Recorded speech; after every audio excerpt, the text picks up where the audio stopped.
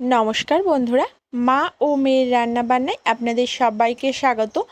আজ আমি আবারও আপনাদের মাঝে হাজির হলাম সম্পূর্ণ একটা নতুন রেসিপি নিয়ে। আজ শেয়ার করব তিলের চাটনি। প্রথমে একটা শুকনো কড়াইতে সাদা তিল নেড়েচেড়ে ভেজে নেব।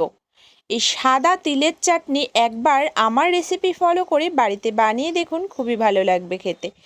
সাদা তিলটাকে ভেজে নিয়েছি। এদিকে গাছ থেকে লঙ্কা ছিঁড়ে নিচ্ছি। গাছ থেকে আমি একটা লঙ্কাই নিয়েছি, আপনারা চাইলে আরও লঙ্কা দিতেই পারেন। প্রথমে একটা গন্ধরাজ লেবু নিয়েছি, গন্ধরাজ লেবু আর গন্ধরাজ লেবুর পাতা।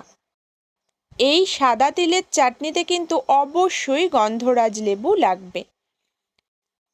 একটু নারকেল নিয়েছি, নারকেলটা আমি পিস পিস করে কেটে মিক্সিং জারের মধ্যে দিয়ে একটু বেটে নেব। আর নিয়েছি এখানে একটু লবণ, একটু চিনি আর একটা লঙ্কা, আর একটু জল দিয়ে একটা পেস্ট করে নিলাম। নারকেলটা এদিকে ভালো করে বেটে নিয়েছি, আর এখানে সাদা তিলটা এবার দিয়ে দিচ্ছি। সাদা তিলটা দিয়ে খুব বেশিক্ষণ মিক্সিং জারে ঘোরানোর দরকার নেই, জাস্ট একবার দিলেই হবে।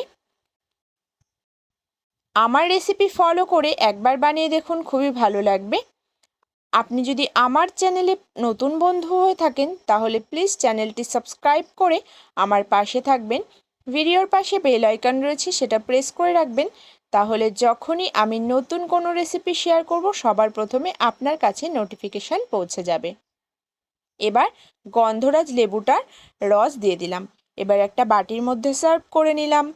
এইভাবে একবার নারকেলের চাটনি বানিয়ে দেখুন, ভীষণ ভালো লাগবে। আজ এই পর্যন্ত, দেখা হচ্ছে অন্য কোনো রেসিপিতে। ততক্ষণের জন্য সবাই ভালো থাকবেন, সুস্থ থাকবেন। ধন্যবাদ।